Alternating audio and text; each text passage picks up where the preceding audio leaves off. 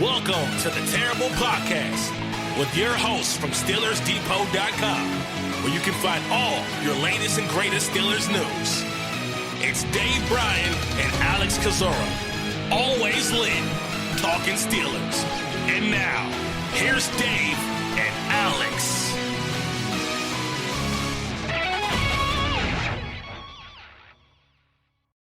Welcome to the Terrible Podcast, Season 11, Episode 52. He's Dave Bryan. I'm Alex Kozora, SteelersDepot.com. Glad to be back with you guys, either listening to this on Thursday night or Friday morning. Dave and I are recording this on Thursday evening/night. Not sure exactly when it will be posted. But Dave, so much to talk about today. We finally had a game to discuss. First time in a while we've had a podcast with that to talk about.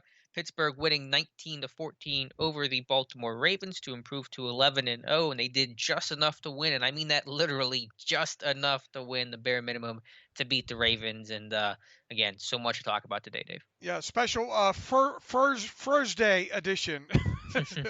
I got to go to the doctor in the morning, so we got to get this knocked out tonight, Thursday night, and I'll try to get it up. Everybody, I know everybody's itching to probably get our thoughts on this game, and a lot of things that we kind of talked about in that final preview, right, Alex, about things that didn't need to happen, things that couldn't happen, to ensure that the Steelers win a game that they should win. And I think long and short of it, we said that they had to win this game, whether it be by 1 or 99 points. Well, it was closer to the 1 point side of things than it was the 99 points in that. So, look, there were some moments in that game that kind of made you wonder, especially in the first half there. And we'll obviously walk through this thing, both halves on both sides of the football there. But they certainly tried to do everything they could to booger that thing up, at least early on. And they almost succeeded, yeah. Very much a Steelers beating Steelers type game. That is going to be the theme of today's episode when we delve into what happened on. Do they get 2 wins for that? Is that 2 trap games that they won, or just one? I think just one. I think they should get a half win for the way they played. Right. It did not feel like a whole win. But, Dave, a couple things to talk about before we get into the game itself. Some players who did not play, one player that did not play, one player that did not finish the game, and the latter, the more significant news of the two. But we'll start with the former with the news right before kickoff, 2-3 hours before, that Maurkice Pouncey was placed on the team's reserve COVID list. Not entirely sure how or when that happened, if that was part of the testing before the game, although I think Ian Rappaport said all those tests came back negative, so who knows, but the reality was Pouncey did not play, and that forced J.C. Hassenauer to make his first career start at center for the Pittsburgh Steelers, and overall, just the goal for that was to not be a disaster, and Hassenauer avoided disaster, no bad snaps, no obvious gaffes, and so you take that for a first start hours before kickoff. Yeah, absolutely. I wonder when they got the official word on that. I wonder how much time they had to kind of prepare for that, because they kind of floated that roster spot out there, didn't they? Sure. That they had. I'm losing track of my days here, Alex. When they made the move with Brooks and Dots and all like that. But regardless, I mean, I think we went into, what day was it? When did I write up the post on when we originally thought Smallwood would happen? We thought that was going to happen on Tuesday, right? Yeah. And I think I wrote that on Monday, so it was as early as Monday. I think that they kind of technically had a 52-man roster there. It just this goes back to us talking about the transparency and all. It'd be nice to know when all that happened. And look, I was hard on the Ravens, wondering why certain players weren't added to the injury report for them, and they got it done, but probably not in a timely manner that they probably should have. Makes you kind of wonder if maybe Maurkice Pouncey should have showed up on an adjusted injury report a day earlier. Once again, we're speculating here. We don't know when that test came through positive and all, but needless to say, here we were sitting there a couple hours before kickoff, and then you get the news that Maurkice Pouncey's going to get placed on COVID. That obviously meant that J.C. Hassenauer was going to have to start. I tell you, your antennae kind of got going early, didn't it? Yeah, it did. It was just you felt like you were finally past this thing. You get to the game, no other COVID stuff, and then of course that hits you. But Pouncey not sure about his status for Monday against Washington. Again, it depends on was he close contact, did he test positive, asymptomatic, a lot of factors there. I think Pouncey posted something on social media that seemed like he was okay, but we'll see. Obviously, if he can't play Washington Monday evening, then Hassanauer will get his second career start. We'll get him back when we get him back, Mike Tomlin said. There you go. Put that Very. get that tattooed on your arm, Alex. All right, with the standard as the standard and next man up, all the other Tomlin tattoos I have. Get it on your Steelers, back in gothic, in big gothic letters. How about that? I was gonna do the I'll Mike pay. I'll Tyson pay face. for it. I'm going to pass on that one. Steelers, by the way, did elevate Anthony Coyle, offensive tackle, Wendell Smallwood for the Ravens game. Those guys are now back on the practice squad, so that is the procedure move there. Dave, to get to the big news, the most unfortunate news coming out of the Ravens game, Bud Dupree, now confirmed by Mike Tomlin during his Thursday press conference, has a season-ending knee injury, reportedly a torn ACL. And how crushing is that, not only for Dupree personally, but the Steelers defense as a whole? Played so well this year, was set to cash in. Hopefully he still will. Not entirely sure how this will affect his market value. I'm sure it will in some form or fashion, but man, this just really sucky news for Bud Dupree and the Pittsburgh Steelers defense. Brutal, just brutal. There's no other way to. I mean, look, you see it around the NFL every week, right? I mean, really, from the time these guys start reporting for even OTAs, I mean, you start hearing about these injuries here and there. Sometimes it's with the Steelers. A lot of times it's obviously with the other teams. You and I are obviously on. We live on Twitter, live on the news wire, so to speak. There, so we see a lot of it there. It's brutal. I mean, then you especially you're talking about a guy that's worked so hard to get him in a position that he was in, more than halfway through this season. Obviously, just doing a great job with pressures and sacks. Picked right on up where he left off last year. There, a guy headed for obviously unrestricted free agency in 2021, wearing the franchise tag this year. Just all the stars were just lining up, just very, very good for Bud Dupree. And like it or not, and I know, look, I mean, the chances of him, even after this, him re-signing back in Pittsburgh is low. There's people writing about it. What's it going to take? Obviously his market value is crushed right now because this is a 9 or 10 month injury at the minimum with him. At very best, he would be ready to go at week 1 of the season and not a moment earlier. So that means no training camp, no preseason for him. More than likely gonna start training camp off somewhere if he's under contract on an active PUP list, and then quite possibly starting the season on a reserve PUP list. How many teams are going to pay him $18 to $20 million in March? Just a couple months removed from surgery. Right, especially with the financial situation, where teams are going to be really careful with how they spend, for sure. I mean, now I think not that it means 1-to-1, but didn't Heath Miller have a late year torn ACL and came back for the start of the next year, or somewhere close to the start of the year? So I mean, yeah, theoretically, I sent Dr. Mel a couple of dates this morning, and I wouldn't be surprised if she's writing something or will write about something here pretty soon. Rashad Mendenhall, back when he tore his, was on 1/1/2012, I believe, and his first game back was October 7th, 2012. So right, a little over 9 months there, right? so probably came back week 5 of the year. That was week 4, week 5. I can't remember specifically. I just tweeted her the dates. Heath Miller tore his in 2012 on 12/23 was the tear date. His first game back was 9/22/2013. So once again, right at about 9 months, right? Yeah. What's December to September? I can't even think of that. It'd be about 9 months. I mean, I guess that could, if Heath came back for like week 3, then Dupree theoretically 2 weeks earlier than Heath could come back 2 weeks earlier than Heath's return. But anyway, regardless, obviously it's a massive loss for the here and now, and also for Dupree's potential earning future. Yeah, look, I mean, yeah, it hurts your defense the rest of this year. It obviously hurts his market value. It's going to hurt his free agency. We have plenty of time to speculate, and I don't want to use this show to tie up a lot of time in that. We'll be asked a question every week, I'm sure, from here on out until free agency about the chances of Bud Dupree being back. I know Jerry Dulac, I think, wrote about it and speculated $5 million. Look, a 1-year deal sounds all good and fine, all right? But the Steelers were already going to have a hard time fitting some of these guys under the cap anyway, as is. And now you want to add in another 5 to whatever million to it. Personally, I think as hard as Bud Dupree's worked, he'd be foolish to take.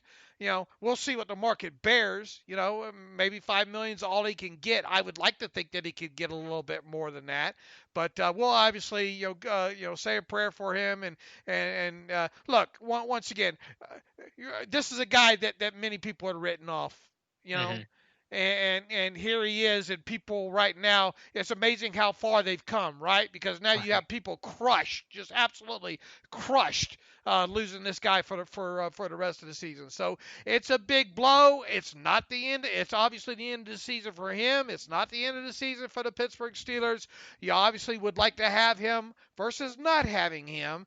But they're going to now get a chance to get a good long look at Alex Highsmith, predominantly, I would think, for the rest of the season. And Mike Tomlin said as much, I think, during his press conference on Thursday.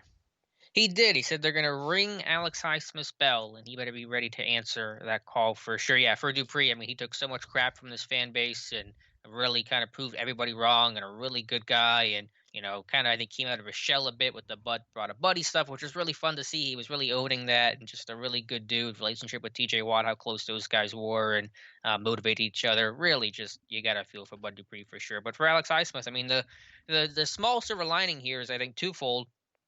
I think Highsmith has played really well this year, exceeded my expectations, and he's really kind of cemented himself prior to Dupree's injury as a number 3 outside linebacker. And I think overall he's played pretty well. And then B, even if Dupree stayed healthy this entire season, you're going to have this conversation next year. How are you going to replace Bud Dupree? So we're just finding out that answer a little bit earlier than what anyone would have liked. But obviously a downgrade from Dupree to Highsmith. But Highsmith, I think, has done pretty well, all things considered. Yeah, I think he's played a little bit better against the run the last couple of games as well, too, right? I think that's maybe the part of his game. I think that's kind of impressed me the most the last couple of. He's obviously not getting a lot of snaps, but when he has been in there, I know I kind of dinged him a couple of games back. Well, earlier in the season, I think Eagles or something like that. Kind of question a little bit of his run defense there. So and speaking of that, I mean, you talk about a guy that it's not. We want to talk about all this, Bud going speed to power, and Bud having counters now, and Bud this, that, and the other as an edge rusher now. The guy is forever, pretty much forever been a great run defender. I mean, he's been a better run defender longer than he has been a better pass rusher. I still think he currently is a better run defender than and he's a good pass rusher, but he's I think an elite run defender. Right. So that's one area. This team obviously prides itself on stopping a run. And look, Highsmith's been clunky with his pass rushes, right?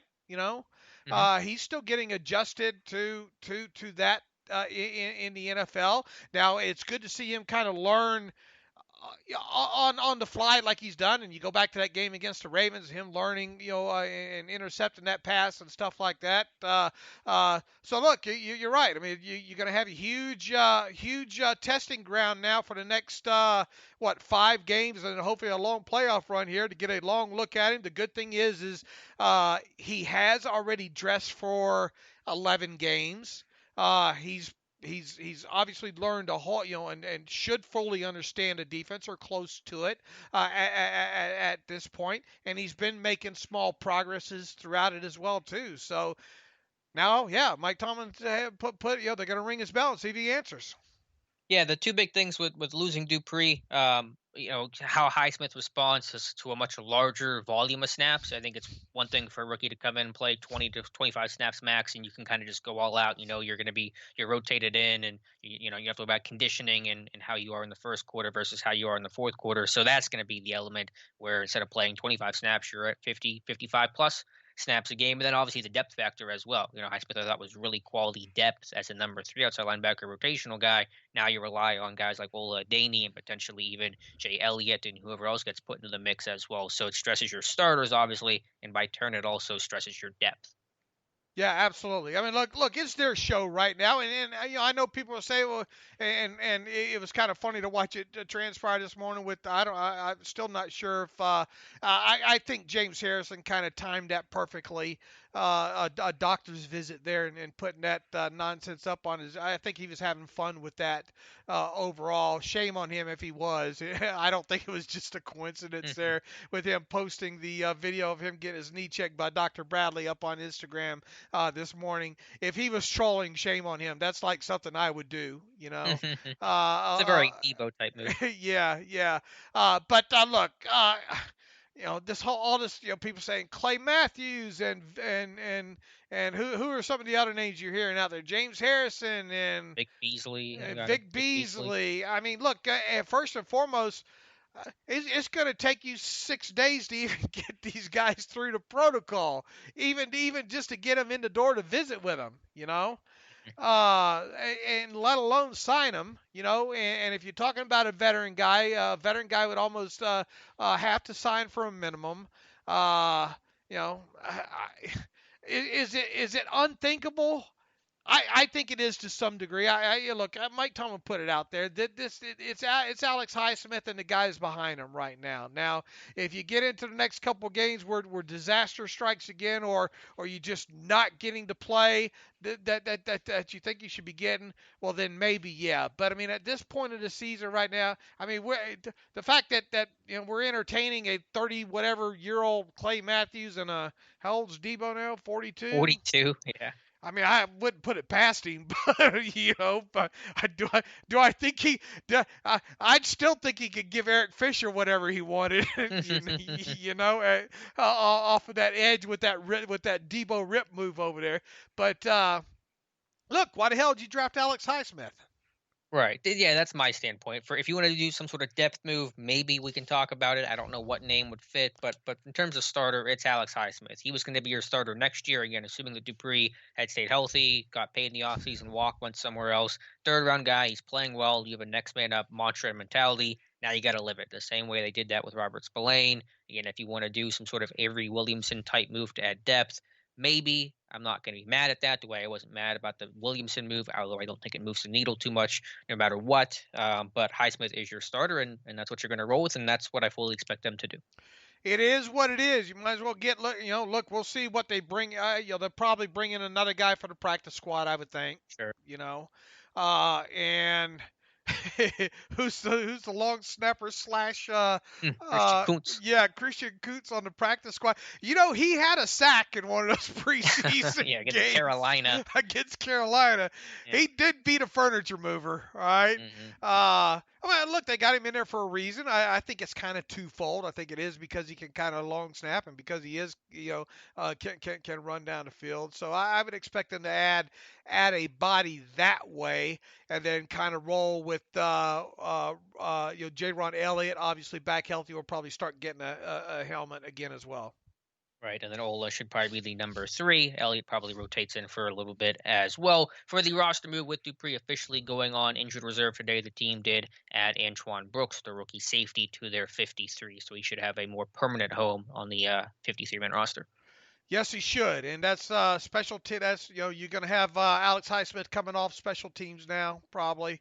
So you obviously have J-Ron Elliott dressed, probably get some burn there and whatever he can handle. I would think a guy like Antoine Brooks would probably handle in that regard. Yeah, there you go. Any other housekeeping you want to mention here that I missed before we get into this monstrosity of a game? No, just look. You still have the 4 guys on the COVID list at the time that we're recording this. That'd be Maurkice Pouncey, James Conner, Gerald Hawkins, and Stephon Tuitt. It's hard to know for sure if they'll be able to get any of those guys back. You would think who has the best chance? Didn't Conner go on first? No, Conner and Hawkins went on before Connor. okay. All right, and then Tuitt, obviously, we would Yeah, expect most of those guys to miss the game, right, against Washington. yeah, it's just so hard to tell. Because But they I don't think label them close contacts and that kind of right. thing, you know. I think you just have to go in with the presumption they're not going to play, and if you get them back, then it's a bonus. Right, and then on a short week anyway, you Hmm. know, you worry about the conditioning factor and all like that on top of it. Right.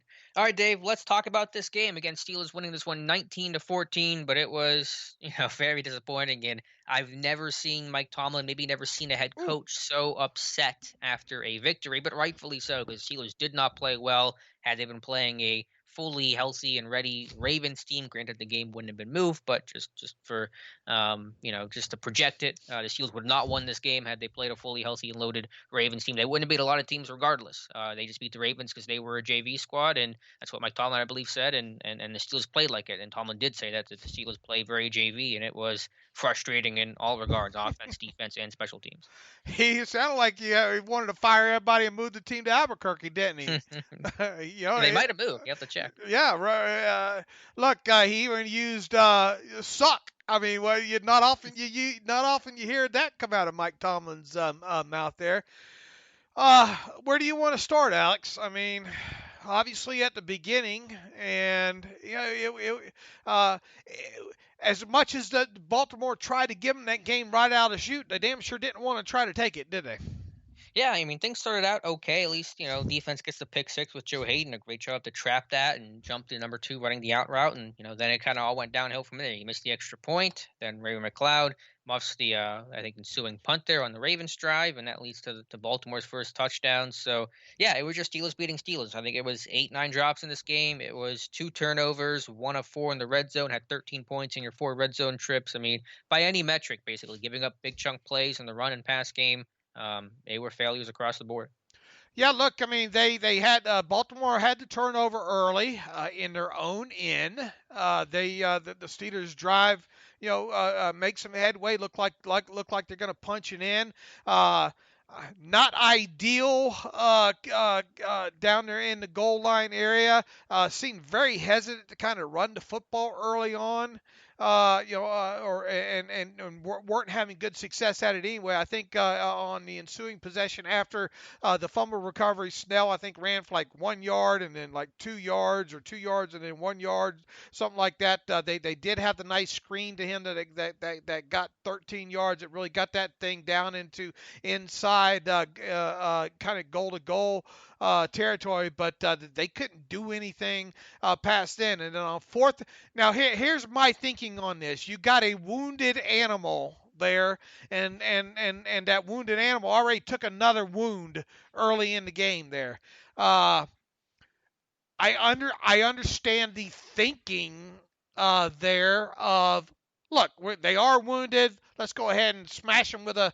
Let's go ahead and go for it on 4th and 1. Get up 7 points here, and ball game's over, pretty much. Sure. There. And worst case scenario, if we fail right there, well, they're deep in our own end.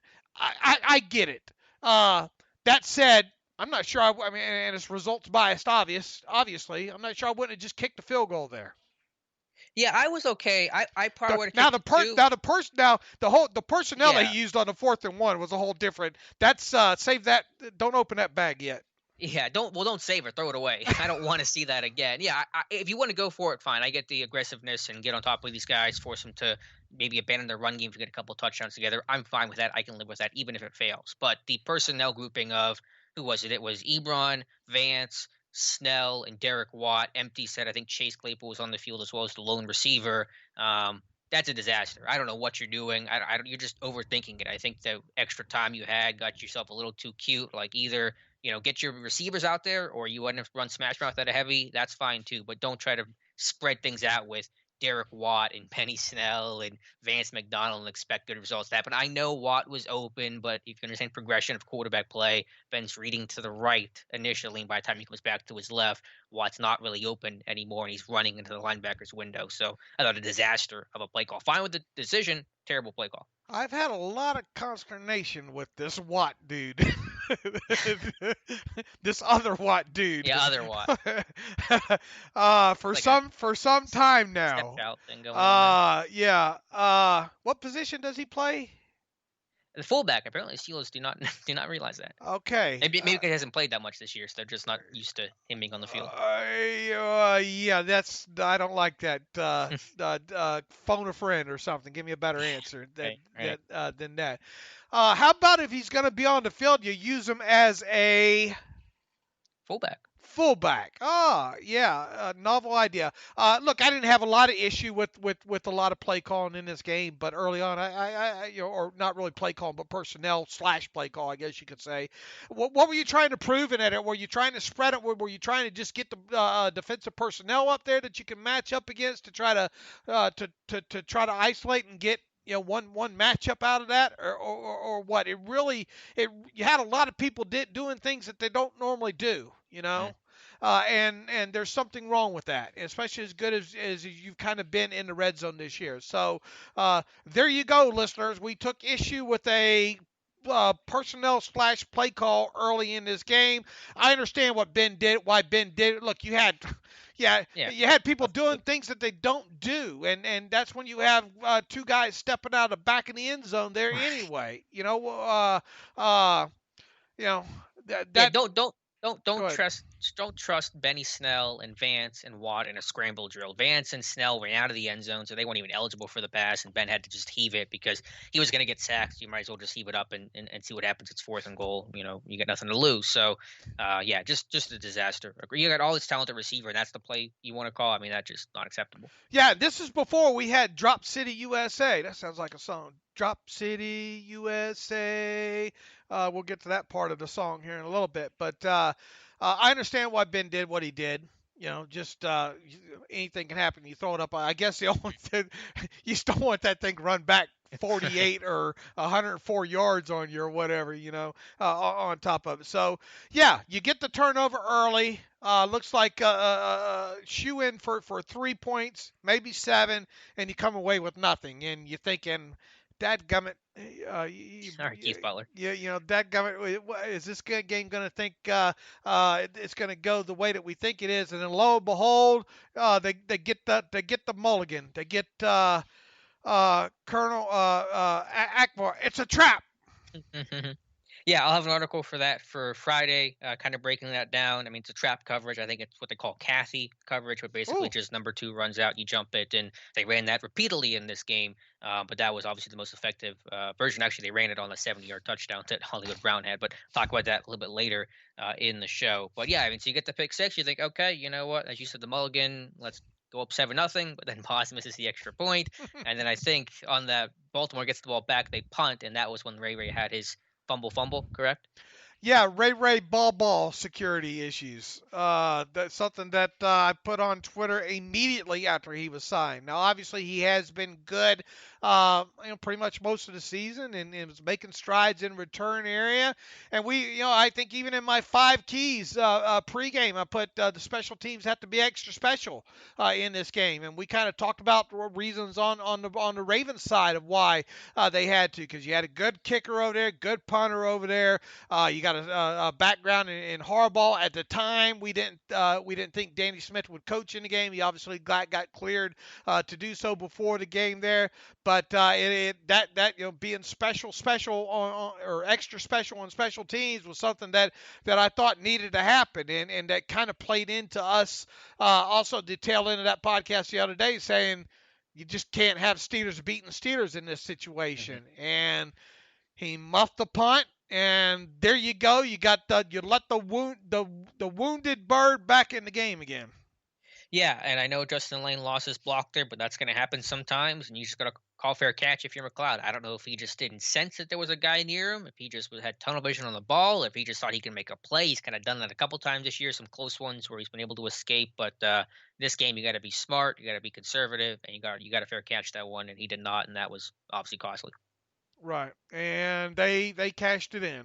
Yep, they did. Gus Edwards 1 yard to go up 7-6 because of the missed extra point, and really from there you get into drop city where you had so many on third down and red zone, and they were not by just one guy. It was Ebron, it was Deontay, it was Juju, it was basically everybody, and so many of those were costly, and that's probably one of the biggest areas of frustration exiting that game.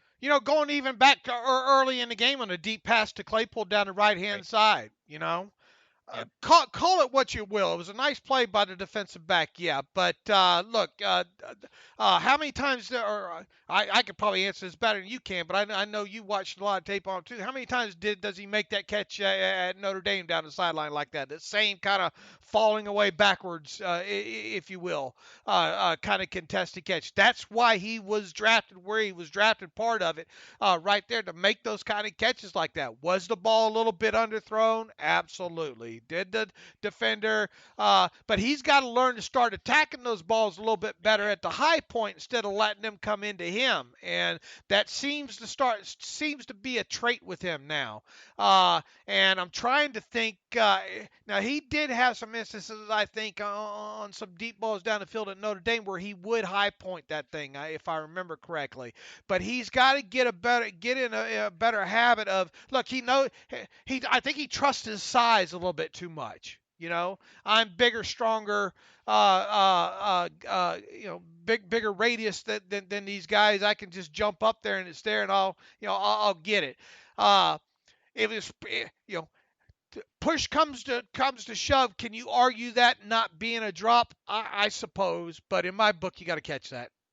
I'll give him more on a pass on the goal line one, which was, I thought, a great play by Humphrey, more than I would that deep ball that he did that I would consider a drop. I think he's just learning about how quickly NFL DBs close and their finish and their technique. You're not going against Navy anymore where you can just, you're going to box somebody out and that's going to be good enough. It's got to be more than that because DBs are going to compete and fight the whole way. Minka Fitzpatrick did that at the end of the half. We'll talk about that later in the show. So yeah, work to do there. And again, yeah, it was everybody. I mean, it was Claypool, it was Deontay, was especially brutal, but they were far from the only two who dropped passes in this game. Yeah, who didn't drop one? I mean, Juju had one on a short on a third and, I don't know, 2 or 3 on one of those quick slants over on the side, I think, was at least one on him. I mean, depending on how critical you want to be and obviously that's a subjective topic. We'll see how Tom's usually fair on those. We'll see how Tom scores it at home. For which, the Washington one or the Claypool one? Tom and his charting on Right. all of them, On all of them, yeah. on what his I think grade. Tyler Weiss counted 8. 8, and Tyler's usually pretty fair on that too. A little later in the game, the one to Ebron was the one a little bit Ben threw a little bit behind, but I mean, you got to catch that, right?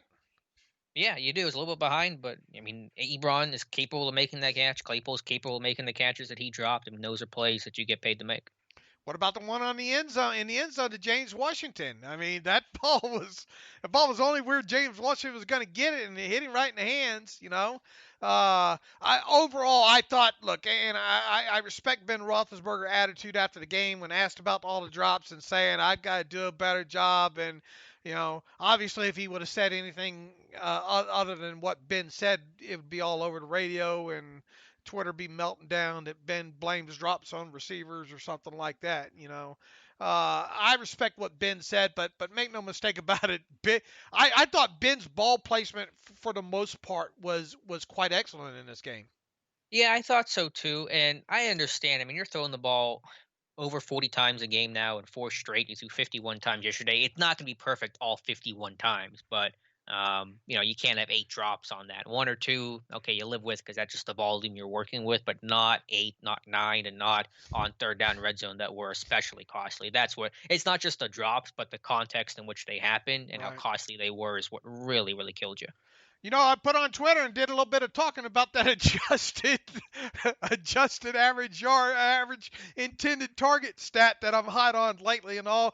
Boy, it sure would be nice for Ben to have an adjusted number for drops and the PI call in that game, right? Because his Hmm. final number ended up being, so I think his average completed distance was, I don't know, what was it, 3.4 or 5 or whatever I had put out there. I mean, that's tiny, man. I mean, that's small. That's SM all, right there when it comes to average intended air distance. And obviously, his completed air distance was 5 point something in that game. But if you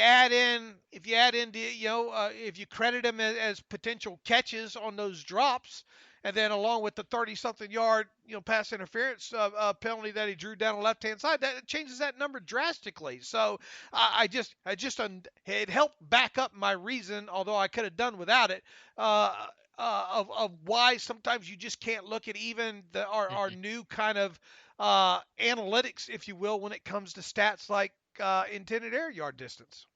Can I make a comment? And it's really neutral. I'm not trying to say this as a positive or negative, and this might strike you as a little funny. So tell me if it does. But Hold I was on. watching. Let me What's that? let me get ready here. All right. Oh, what are you getting ready? A seatbelt or a tinfoil Yeah, hat or yeah. all the I don't above? All know. right. Yeah, this is on. You're scaring me here. All right. Well, I mean, this is obviously not brand new. It's happened all seasons. Happened the last couple years with Ben, but obviously, he is now just quick, efficient. I mean, they had the graphic up multiple times in this game, ball out within like 2 seconds, and just over and over and over again. And it got me thinking, like, whose game Ben reminds me of right now? It reminds me of Tom Brady. Like, this is a Tom Brady offense. We're throwing it 40, 50 times a game. We don't care about the run game. We're using short pass game.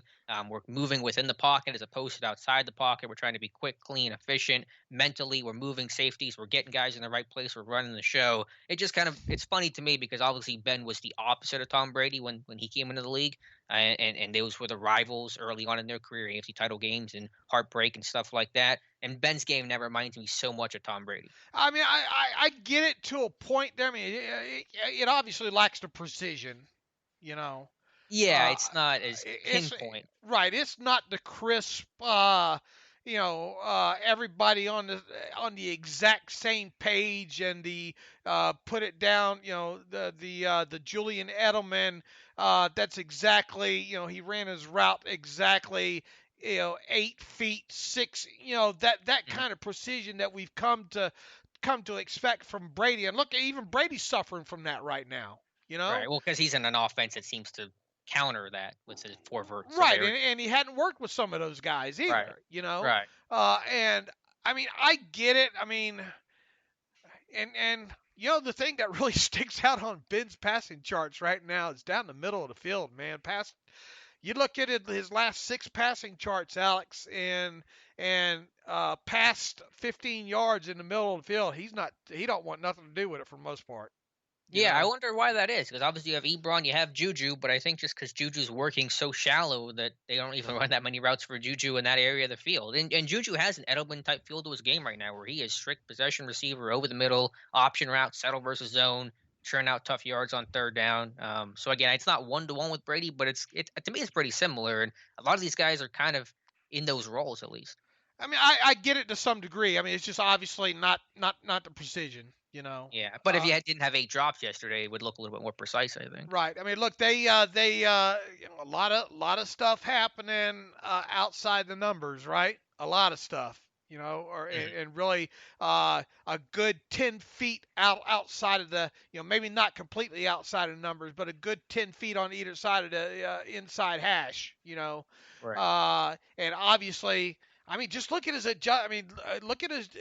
I'm kind of going backwards here because we just talked about the intended air yards and look at his completed air yards number. I mean, obviously an adjusted number, me talking about the drops and the pass interference, is going to increase it some, but it's not like it's going to increase it 3 yards. Mm.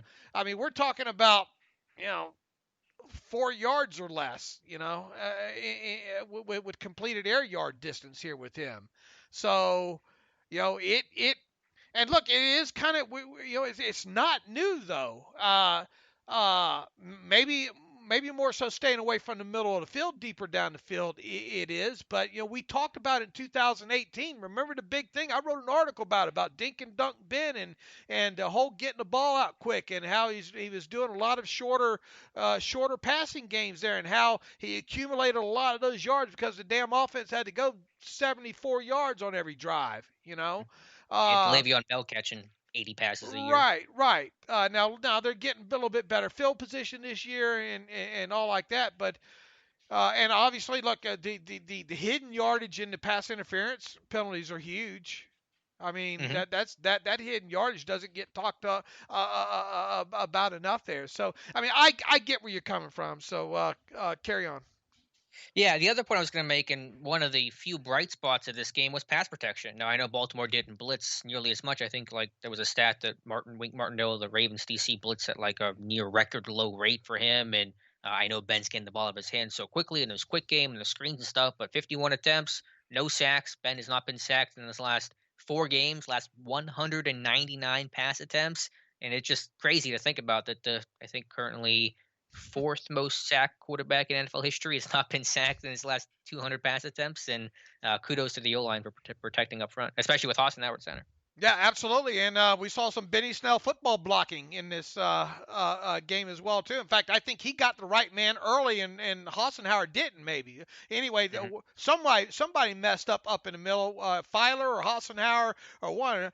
Benny got the first guy through and just didn't get Ben killed on that one. Now, Ben ended up taking a shot by the other. I think it was more of a green dog on that, maybe. The other linebacker coming kind of late. But Hassenauer just sitting there collecting tolls or something. I don't know. Him and Filer, either of them. Right, on that specific one. Now, as a whole, I thought they played okay. Now obviously, look, I mean, here we are 24 hours after the game. I haven't gone through fine-tooth comb on the all-22 like I normally like to do, and probably won't until I'll probably have to get all of it together here. I'll get a lot of it done, but not as much on the short week here. But look, he did take a heck of a rim shot. I think you could hear it too on that quick pass over to the left side there with the edge rusher on one. It looked like Ben, and nobody went over there and helped his ass up either. That was one thing that stuck out to me on that. But usually I think they just think Pouncey does it, and I guess they just weren't. That's true. That's true. Yeah. Nobody was there. Pouncey normally running over there and cradling him like a newborn baby. Pouncey's the best of that. He will run 10 yards downfield. He'll pick up anybody. I've seen him pick up Juju and Connor, and he's really good at that stuff. We're gonna have to have that looked at with J.C. Hassenauer here moving forward. You got to get Big Ben off the ground there. But it goes back to what you said. He's getting the ball out quicker this year. He's magically able to, when he does extend the play, he knows how to kind of float away from it a little bit and or step up, as was the case on against the Bengals on that red zone touchdown there. So, here's hoping it continues because obviously they're not going to be able to do anything if they don't have him. Period. But I think overall with his play, and we'll get to the rest of the running game and all here in a minute. But and I think this is kind of where we started and went down a rabbit hole or whatnot. But I think top to bottom, I thought he played well. Talking about Ben, I thought for the most part his throws were accurate. You drew the long penalty there. The interception in the end zone. You obviously get he was just going to throw it up, see what would happen there on that throw. But for the most part, other than him maybe not attacking down the field a little bit more, I thought he looked good. I thought he played well. And we'll talk about the end of the game throw here in a little bit. I want to save that for a little bit. Save that. Yeah. All right. I mean, for 51 attempts, the volume you put on, it's not going to be perfect. There's going to be the occasional misfired throw, but for how much the offense is running through him, he's obviously, I mean, thank goodness, because they could not do this with any other quarterback on the roster. Obviously, to the run game, as you said. Real quick, they played a lot more zone in this, right? The Ravens did a lot more than especially in the second, because there was a point in that second half where Ben was just saying, okay, you're gonna give me the underneath. I'm just gonna go underneath, like the pretty much most of the fourth quarter, I think. Right, like a Tom Brady. Right.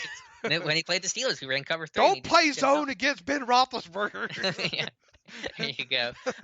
Yeah, you're right. Yeah, they played a very, very totally different style of defense this game than they did the first game, and because they knew Ben was getting the ball out of his hand quickly. So if you blitz him, you're not going to get home. And obviously, they did not. I think maybe had they known that Hassanah was going to be the center, they would have tried some more blitzes, but that happened so late they probably didn't really adjust their game plan a whole lot. But yeah, in How the much zone, blitzing did you have him down for? You got it charted, right?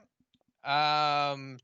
Tom would have that charted for the Ravens defense or Oh, for the okay. Steelers. Yeah, okay. That's right. Yeah. That's right. Yeah, but I think there was a number that said it was like 12%, and then the Ravens came into like 44% for the year.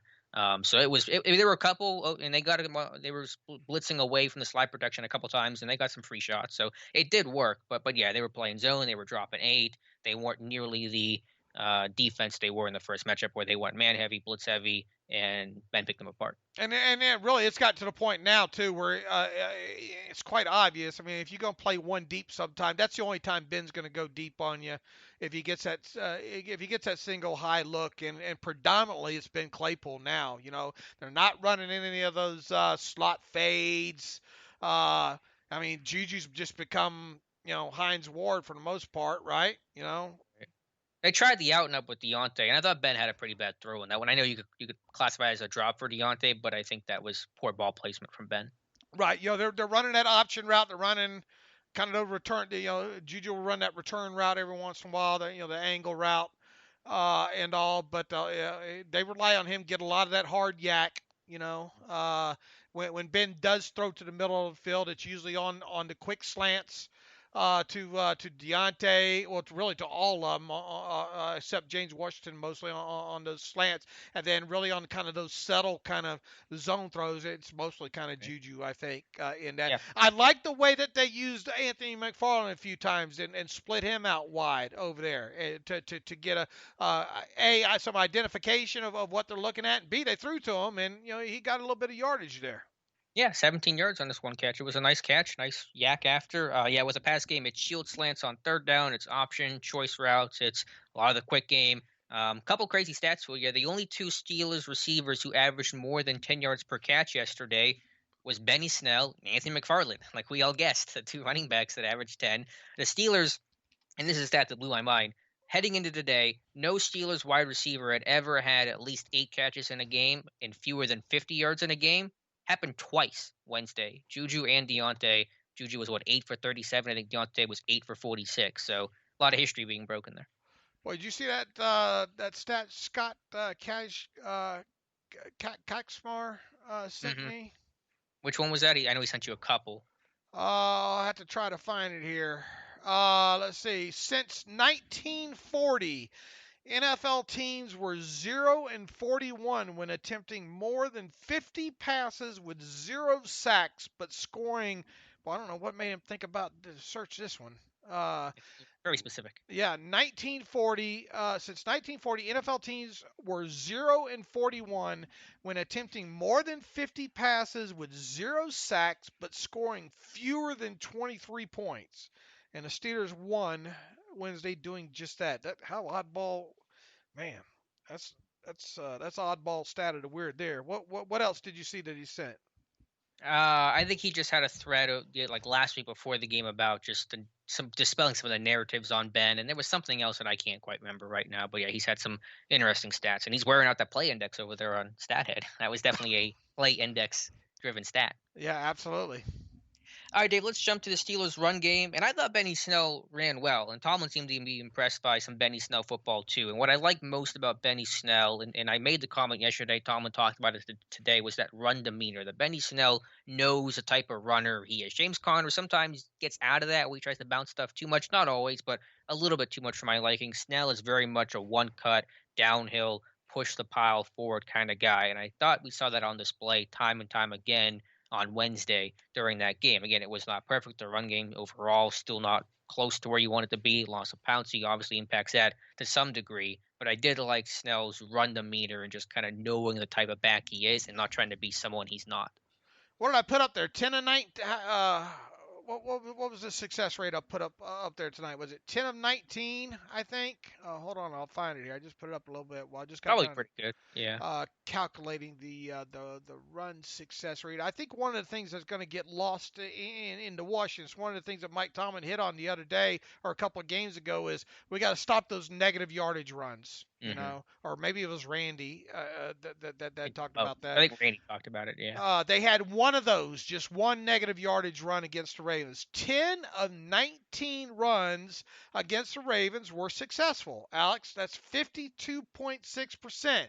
If I told you going into that game that they were going to run 19 times with the running backs and they're going to have the 52.6% success rate, you would ask me where you sign up for at, right?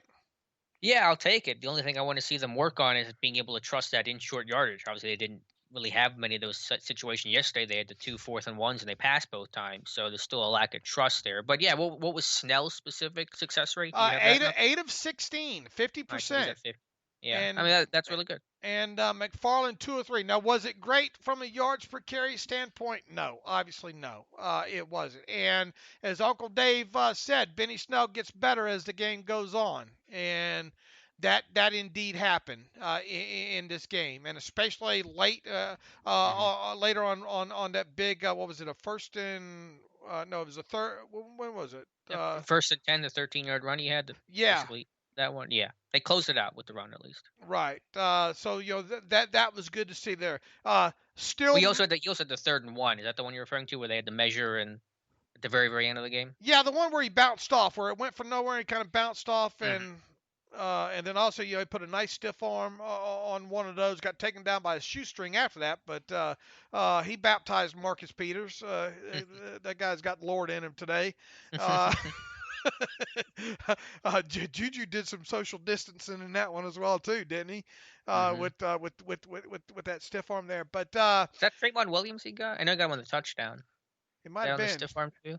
Oh, That boy, and look, one of the things we talked about going into this game too was what? Okay, the Ravens are without so many people, but what do they have? The secondary, right. and that was one thing that showed up, I thought, kind of early in this game.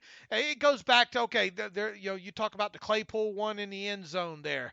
That was a good play defensively. That thing, the ball still hit Claypool in the chest. Like anytime it gets in the old breadbasket like that, I'd like to see it get secured. But it's understandable why you could want to give more credit to the defensive player on that. But anyway, they lost Jimmy Smith with a groin uh, injury early.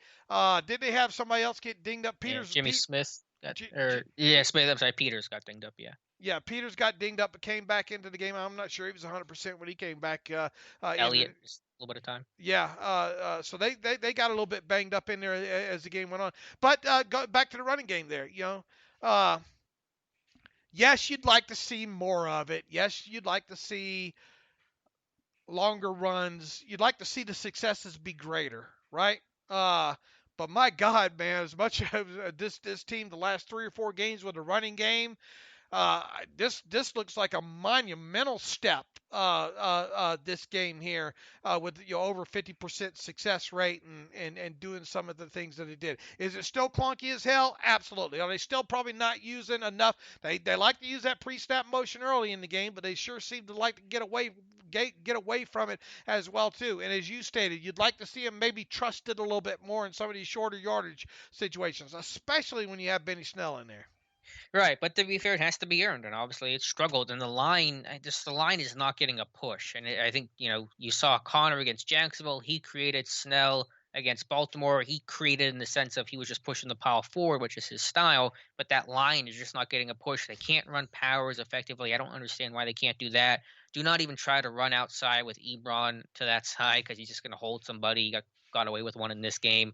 There's just a lot of limitations with this run game right now. And that's the frustrating part where I think Tomlin made the comment of Snell did well. He was happy with Snell, but he was not happy about the run game, which is obviously the ire is being taken towards the offensive line and the job they're struggling with in the run game. I wonder if David DeCastro is going to need a core muscle surgery after the season's over with. They can't run power right now, and that is a bread and butter element of their run game for years, and they just can't run it effectively. And obviously not having some of that having hot. But look, you see other teams get in there and have the fourth furniture mover in there Like the Ravens, yeah. and do okay. So There's still a disconnect there that needs to be drilled down a little bit more, and I know people are going to say, that's Mike Munchak this, look, some of these guys are getting a little bit older.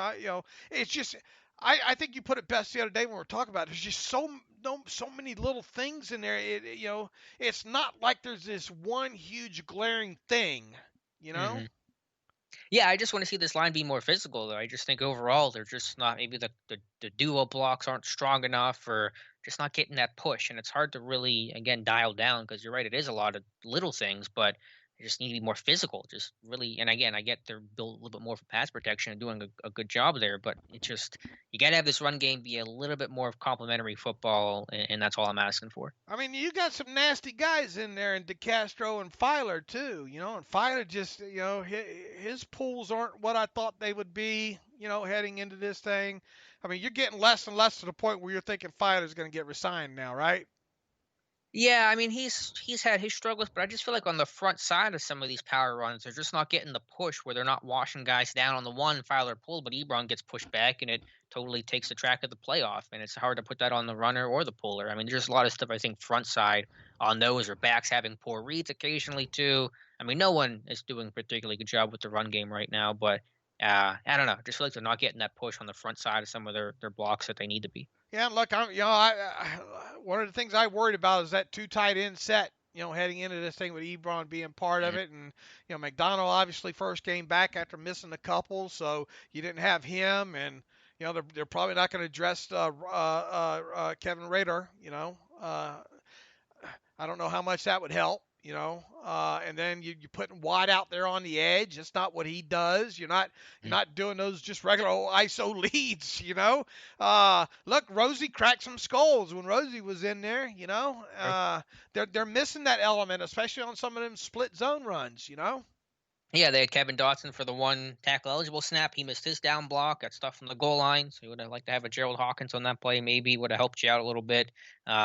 What also, by the way, when a core four missed one play with an ankle injury, Matt Fowler kicked back out to right tackle. Dotson came in at left guard. So if you're wondering what their backup plan is, at least with Hawkins out, that appears to be the backup plan.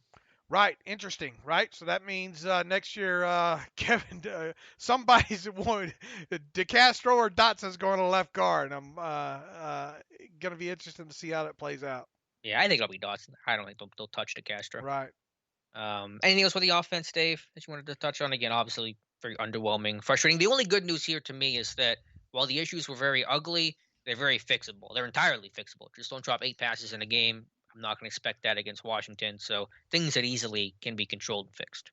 Those drops really make a huge difference in that game. I think you put it right. Just overall, just looking at the number is bad enough, but the context of it, of where it happened and down distance and all like that, makes it even harder to swallow. Man, if just one of those Right. is a touchdown in the first half, we've got a totally different game. Yeah, because what the Claypool one was in the end zone. I know it was a tougher play, but The James catchable. Washington one was in the Washington. end zone. The I think Ebron one, I'm not sure if Ebron. Ebron gets in. Maybe Deontay Well, on that Deontay would have. Yeah. left to right, right? Yeah, I think Deontay gets in. Ebron, it would have been tough, but he's a big guy. I think he's got a shot there. Obviously, Claypool was in the end zone. Yeah, if like you said, if did any of those drops end up resulting in touchdowns? I don't think they did. Yeah, I I'm think gonna have they to were go look at the all. progression. They might not Yeah, have, Alex. I don't think any of those drops we just talked about, Claypool's, Deontay's, Washington's, or Ebron's, ended up resulting in touchdowns where it didn't hurt you. I think they all hurt this team. Hmm. But I'll have to check, and maybe we'll check Tyler's article Well, they as were well. 0-3 in the red zone, right? One of four. Well, They did have one the of four one. total. I mean, or first half. I mean, Right, they were over 3 to start. And then right. Juju caught the touchdown, couple that quick out route. Working. The one good thing is the Steelers do a good job attacking guys when they have injuries. Savion Smith against Dallas, Tremont Williams Wednesday when Jimmy Smith went down. They go after those cornerbacks. They do recognize that stuff, and that is one positive part of the coaching and game plan and scheme. All right, here are my Twitter first half thoughts. Steelers beating Steelers with Drop City USA mainly, and that includes Muff. 5, I think I had 5 drops, question mark there. 0 for 3 in the red zone, including a 4th and goal interception. It's a trap. That's the Hayden pick 6. Missed tackle popcorn, now popping. Remember that. They had some missed tackles, I think, kind of popped up defensively in that first half. 19 yards rushing, question mark, exclamation point. Ben not bad, minus drop, took big shot. This is caveman. This is what you find on the caveman walls. And then lastly, Mika, exclamation, exclamation, exclamation, exclamation, exclamation. I appreciate the detail, the punctuation, for bringing us that. Yeah, I mean that was I can't basically. spell. I gotta make it up I gotta make up for it somewhere, right? Yeah, there you go. But yeah, I mean that was basically the same. That was the story of the first half. I agree 100%, and that basically was the same story in the second half. I mean, it really wasn't a whole lot different. Yes, and where are we going? Defense? Yeah, we'll go defense. And overall, I mean, again, there were certainly areas of issue for this defense. The 70-yard touchdown by Hollywood Brown, the 39-yard run by RG3. But, I mean, they gave up the Hollywood Brown touchdown. But before that, they only allowed that one touchdown off the McLeod fumble. So the defense overall did their job. It wasn't always pretty. But, I mean, they'd given up 7 points until the last 2 minutes of the game. I mean, that's a performance you would expect, obviously. And again, there were issues, but I mean, had the offense not had all the drops, we're not talking about any of the defenses really ills in this game. If I show you the stat book and then make you watch the game, you think no way that stat book's right, probably, or you wonder how you got the two to match up, probably, in that. But yeah, look, they were relatively strong against the run. Ooh, I thought I was gonna have to take a cold shower there. All those guards pulling around in there. They're running that quarterback power. Why you want? I mean, the guy still can move for the most part, but I'm not so sure I want my backup quarterback taking some wallops like he took in that game. And he lost a hubcap going over to train tracks once early in the first half. That ended up biting him later on in the game, I think, when it came to that. Outside of a couple quarterback powers by RG3, and then obviously the late missed trap coverage for the touchdown on Maurkice Brown. I mean, there was some of that missed tackle popcorn in the middle of that game. You could have probably done without some 2-yard runs turning into 10-yard runs maybe here and there. They still ran for way too many yards probably, but they couldn't pass worth a darn except for that final. And here's the other thing: they their first downs. How many did they have by pass? One first down by pass. That was the touchdown. And that was the touchdown. How many by runs on and those coming mostly on third downs? A couple of them coming on third downs. Yeah, I don't know how many by run. It was several. They had 10 first downs total, one by pass. I don't know how many by penalty, but I mean, you do the math there.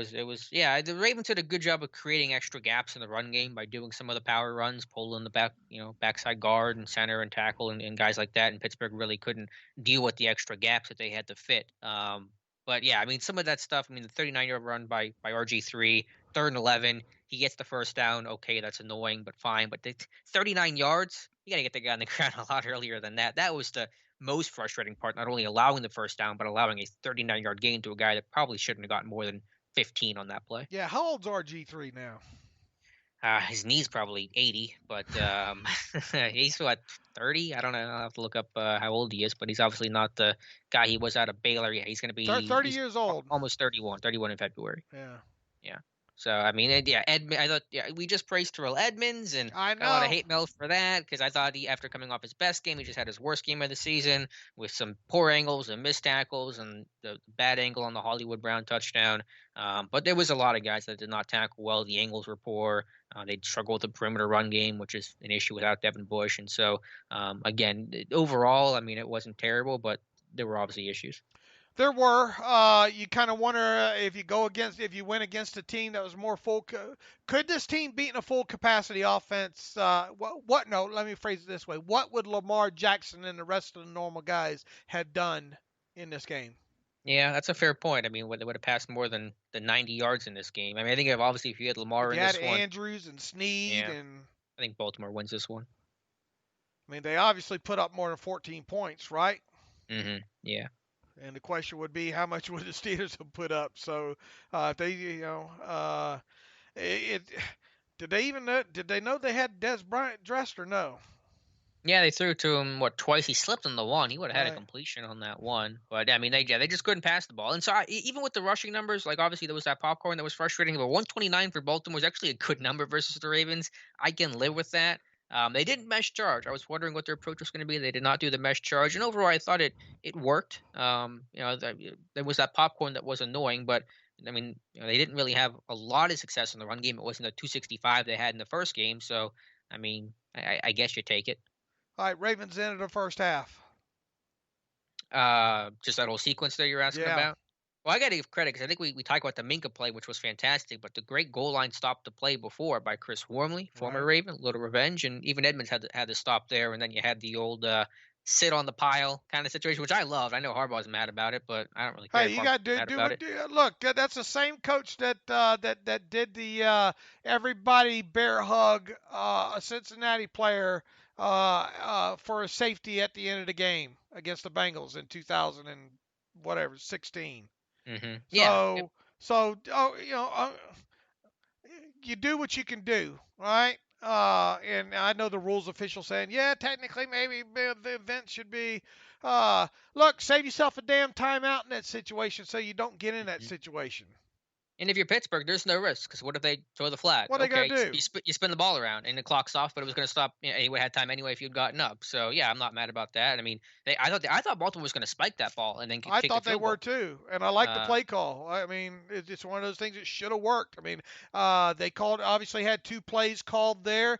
Uh, I like the play call. My boy Luke Wilson makes a great block a couple, like two plays earlier to get him down there. I'm thinking, man, Luke Wilson making me look like a champ right now. And then they throw to him, which is something I don't suggest doing.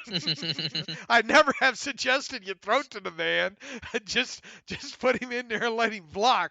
And Minka takes his lunch money away from him yeah, great quite job to close easily that. too. Yeah, great job to close the finish. Obviously, he was trailing on that play, playing the run, but rally, play through the hands, knock it out. That's just textbook stuff. Never giving up on the play, and that's what makes Minka Fitzpatrick. So shame on them. You know, they're in a game they probably shouldn't be in. Uh, Really would have been something had they, got seven there, but obviously three would have been fine. To go into halftime with some momentum and all like that. So, uh, kudos on the Steelers on those first couple of run stops, like you said, those were huge. And then kudos to Vince Williams for laying down, taking a little rest there, and then Minka for making that end zone play there. I mean, that's just those things don't obviously it shows up as a pass defense, but the context of it doesn't show up in a stat book of when it happened and saved a touchdown and yada yada there. So that's a huge play in that game, and shame on the Ravens too. Yeah, it was huge. Second half was really quiet overall for Baltimore until Trace McSorley came in, and looks like he struggled mightily early, and then he just hits Hollywood for that play, and it was a little underthrown, so maybe a tougher route to adjust for Terrell Edmonds, but he takes a bad angle, misses the tackle, and good luck catching Hollywood Brown in space. And so that was obviously the big obvious blemish in the second half. One of my five keys was, boy, with all these players out, no downtown Hollywood Brown. Mm. Just keep them from the home runs in this game. And I don't know. I started to tense up a little bit after that touchdown.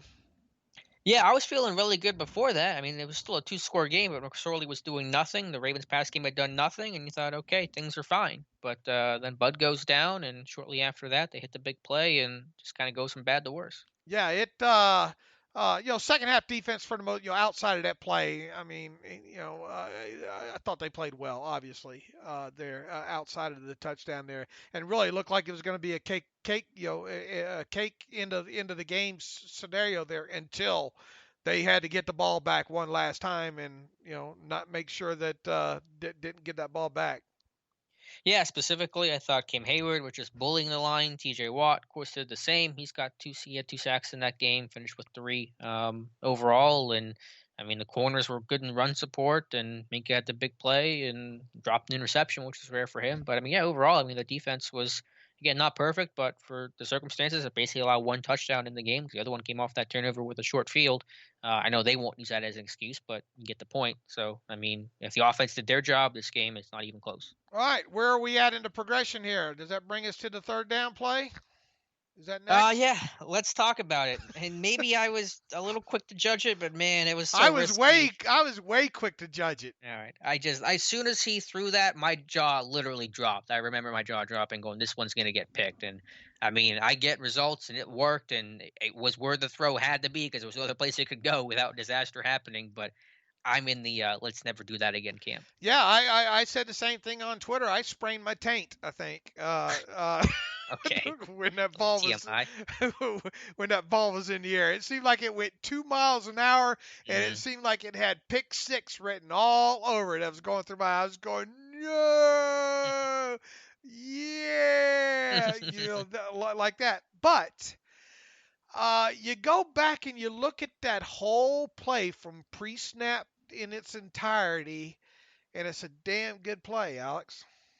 I don't know. I still can't get my head around it. Maybe I'm being too scared, but Look, pre-snap, he puts Benny Snell out there. He wants to get them to identify. He sees that there's nobody over top of James Washington over there on that side. So that means one of those two linebackers in the middle got to run with him. He knows it's man. He knows it's single high from and it just becomes a trust factor there. And James Washington knows he's got to go and get to one spot, and Ben knows he has to put that ball in one spot. That ball comes out, and James Washington isn't even at the 10-yard mark, I don't think, there.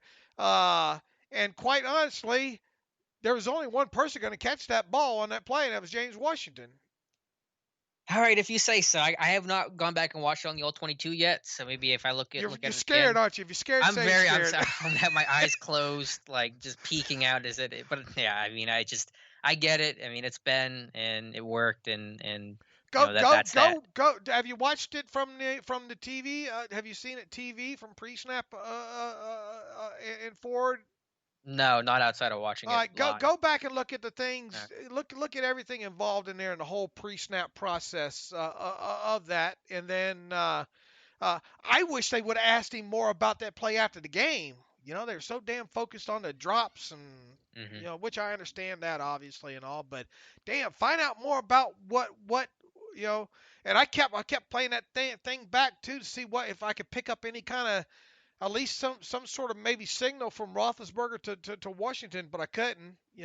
Maybe it was something in the words or something like that that we couldn't hear or something along those lines. But uh, there's got to be a setup for that somewhere in the tape. You think? I think there is. We gotta find it. That's our job. There's got to be some sort of setup earlier in the game on that because he sends Benny out to the side because he wants to see what they show, and then Mm-hmm. you can see him looking at nobody over top James over there. He knows he has man coverage, and then he knows nobody's over top of James. So he knows one of those two linebackers got to run with him. Yeah. I mean, yeah, maybe that was just a rationale. It just felt like that ball hung in the air forever. I was waiting for somebody to come under and pick that one off.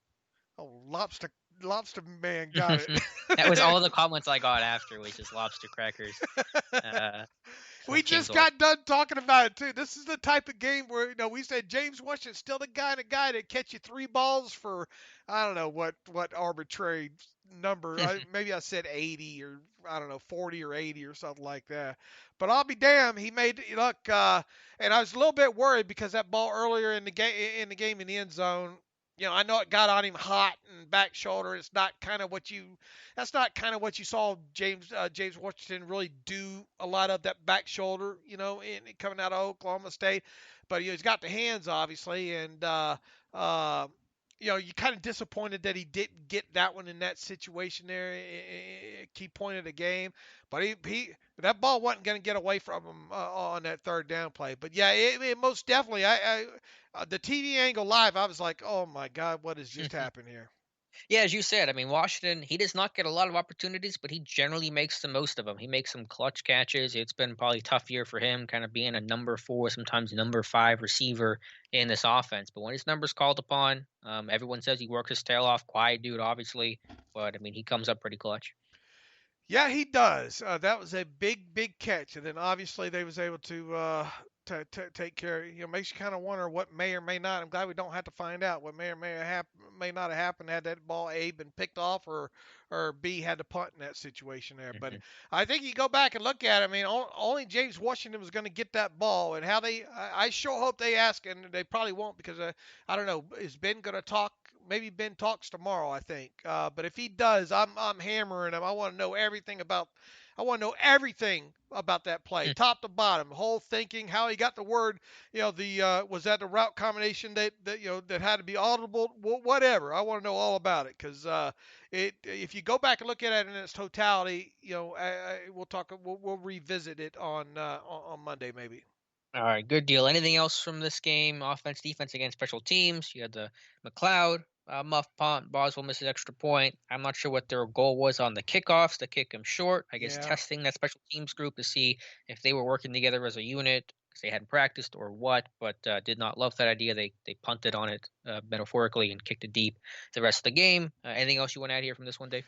That ball over that contested catch by Eric Ebron over on the sideline. That ball was beautiful. And then even though Deontay had a rough game, he caught one in self-defense over on that left side as well too there. So and I think Mike Tomlin, after being so upset after the game, I thought Mike Tomlin did a good job overall on Thursday to try to focus a little bit more on the positives that happened in that game, which obviously there wasn't a lot of them on offense. Yeah, it was definitely a bit of bad cop, good cop. Well, definitely was bad cop Tomlin after the game, and then maybe just kind of tone things down the next day once he got the message very clear to the team that was unacceptable, and they're gonna have to obviously play a whole lot better against Washington because Washington, as we've said, as Tomlin said, underrated team. I think they are. They might be the most underrated team in the NFC right now. To be honest with you. I think they have the most underrated defense in football. Not the best, but the most underrated unit because no one knows who half these guys are aside from Chase Young. John Bostic is their leading tackler, which is hilarious to me. But other than that, I mean, they got a ton of pedigree, ton of talent, good safeties, run support. Yeah, it's a good defense. They got a smart quarterback over there too, and Alex Smith as well. The Steelers, I think, have handled him for the most part over the years pretty well.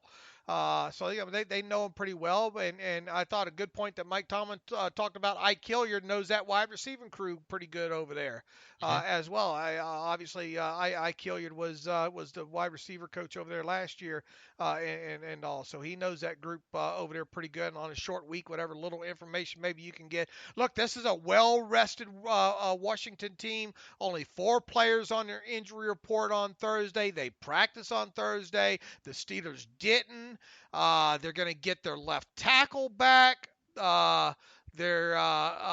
Moses is going back from he's got a little bit of spring in his step evidently. Now he's going from left tackle back over to right tackle. Wait, who's coming at a left tackle? The guy that's been out the last 2 games. I'll put it in the injury report there. Okay. Let me look real quick. Yeah, it's been Moses and I'm trying to think. It's obviously not Trent Williams. He's long gone. Moses has been on the left side the last couple of games. He's going back to the right side. Okay. Lucas. Cornelius Lucas? Cornelius Lucas, yep. Okay. He's Gotcha. back. He's back practicing after missing the last 2 games with an ankle injury there. So it looks like he's gonna be back for him. So you know what? This is probably gonna be the best set of bookend tackles that the Steelers have faced this season. Trying to think of any group that was better, any pair. I haven't watched a lot of Lucas. Maybe the Eagles, right? But Peters was banged. Wasn't Peters banged up for that game?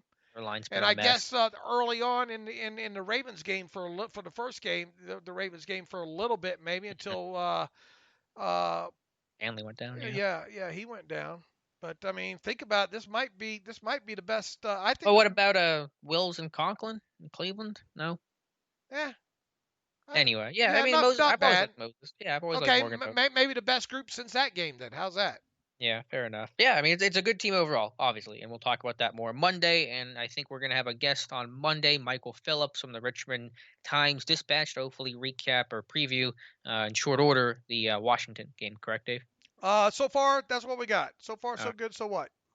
all right, good deal, Dave. Before we get to our picks, which is just a very weird feeling to do this right after recapping the game for This the whole thing's messed up, man, week 13, and I week don't feel 36. well. Let's talk to our friends over at MyBookie and see what they have to say, Dave. All right, late fall college ball, the NBA bubble, and UFC Fight Island. It's clear 2020 has been a year unlike any other, which is why you need a sports book with offers unlike any other. Get some skin in the game with MyBookie, where odds boost, lightning deals, and free bets await all season long. And with Turkey Day now here and gone, right around the holiday season, there really is no better time to feast on some NFL action. Whether you're a first-time customer or have been playing with MyBookie for years, there is no shortage of value to be found in the thousands of game lines, unique prop bets, and contests they offer every week. Sign up now or get reloaded today. Find an edge, make your bet, and get paid. They also boast a fully fledged casino platform, giving you access to all the classic table, slot, and card games you'd expect to find at your local spot. And the best part is, at MyBookie, the doors never close, so you can continue to build your bankroll even after the stadium lights have gone out. Make the right play and sign up today at MyBookie, and when you do, use promo code TERRIBLE to get your deposit matched halfway, all the way up to $1,000. The terms are simple. You put in $200, they'll match you up with another $100 in your account. If you're already planning to bet this season, this is free betting money. It's winning season at MyBookie, so come join in on the fun and win some cash while you're at it. All right, Dave, let's get to our week 13 picks. All right, let us do it here. Let me pull up the MyBookie lines here real quick. Anything? Let's see. Should mention that Avery Williamson was rotating into that game more than he had been, and Mike Tomlin said that was by design, given the short weeks they have coming up. They want to keep guys more of a rotation, get some new guys in there. They played a ton of guys yesterday. They played Sean Davis and Dangerfield. 22 guys on defensive side of football had at least one snap in that game. Including once where they had 12 guys on the field, so one too many guys. But yeah, a lot of rotation. That's going to probably continue just given the short week, and guys are going to need to be rested and rotated out. He says he wants the strength of the pack to be the pack. And why don't you I'll pay for that to get tattooed on your back, Alex. You're getting me all added up over here. You any tattoos, Dave? Yes. Yeah. Let's see here. One quick note. How'd you think Avery Williamson played? Still going through it, but he seemed to be okay. I mean, there weren't any major issues or gaps or mistakes. Again, you do worry about just overall speed at the position to face some of these perimeter runs against quarterback power and Justice Hill and guys like that. But yeah, Williamson has been, I think, as advertised. What did you think about that early run by RG3 that he let get outside? That Williamson let get outside? Yeah. Yeah, that's just Williamson not being fast enough. I mean, he's got contained. He's doing his assignment. He just doesn't have the foot speed. I mean, you got to get a little bit further outside. What was it? The tight end on that one? Yeah. I mean, you got to make sure that thing gets turned up inside. You don't necessarily have to make the tackle on that. You just got, and he was kind of scraping on that, wasn't he? I'll have to go back and look. I remember the play more specifically that you're talking about. Yeah, but it was only a 5-yard gain or something from RG3. Yeah, so but it's a first down, I think. That's a fair point. Yeah, I mean, that was the one that kind of upset me early in the game there. So, but I mean, Williamson is not a very fast dude. 4 snaps in that game, something for him. Obviously, I think a high for him since being acquired by the Steelers. Mm-hmm. By far, yeah, he was rotating out with both Vince and Spillane, so just which keeping was guys unique to see for sure. And I imagine, according to Mike Tomlin, that stuff's going to continue. Oh, we didn't mention Steven Nelson. Right, yeah. With an MRI on his knee, he did finish out the game, but in the estimated practice report, Nelson was a DNP, so have to see what happens with Steven Nelson. Yeah, keep your fingers crossed there. Hopefully there's nothing to that on it. We'll see on a short week and all what happens with him. But we totally forgot that as part of the minutia early in the show. He's really, it seems like now that Bud's obviously on IR, it seems like Steven Nelson really probably the only guy the guy, at least right now, who knows what COVID has to say about this. But Steven Nelson, the guy probably to watch moving forward the rest of the week on the injury report, right? Definitely. All right, Dave. Week 13. What do we got? Detroit Lions at Chicago Bears. Bears at home, laying 3. Oh, ugly game all around. Lions firing their coach. Not sure who's the interim coach in Detroit. Give me the Lions, though, just because you do kind of get that boost post-head coach fire. I'll take the Bears. Well, I don't know what's going on with that. I don't sound just immediately pumped. Zero confidence. Yeah. When you get to that. But they got to figure something out over there. Give me the Bears lay to 3 points. Glennon really, not awful. Right? Glennon and Jacksonville. I mean, who do they have? Trubisky. Yeah, Mitch Trubisky. He's had his moments. You look at his face sometimes and he just lacks that confidence. So, right? Mm-hmm. Yeah, I mean, you hit the word moments. There's been a couple good moments, a lot of bad moments. Sometimes he throws balls in there, against the Packers in that Packers game, threw a ball down that middle of the field. It had no business throwing, I don't think. Anyway, Bengals at the Dolphins. Dolphins at home laying 11.5. Big line, but I'm still going with Miami, and I'm not sure who the quarterback's going to be, but I'm still going with Miami. I will take Miami laying the 11.5. And boy, this kind of sets up good for Miami, doesn't it, down the stretch? By the way, I think the Steelers could use a Miami loss. It should it happen. The Steelers can clinch a playoff spot with a win or a tie, or either the Raiders, the Dolphins, or the Colts lose or tie. Or multiple conglomerations of it. And as far as and all three of those teams kind of are favored, so it looks like it might come down to the Steelers needing to beat Washington or tie Washington to clinch a playoff spot. And the Steelers can clinch the AFC North with a win, a Browns loss to Tennessee, and then like 19 other things need to happen with kind of the strength of whatever, along those lines. There's way too much math in there for a Thursday. What are we calling this? A Thursday? For Thursday. A Thursday. Like Indianapolis Colts is one of those games at the Houston Texans. Texans at home getting 3.5 against the Colts. Who are the Colts, Alex? Tell me a story. They're a better team than they were against Tennessee. A lot of COVID issues. I'm not sure if those guys are coming back, but I think the Colts will get things straightened out, and so give me Indy.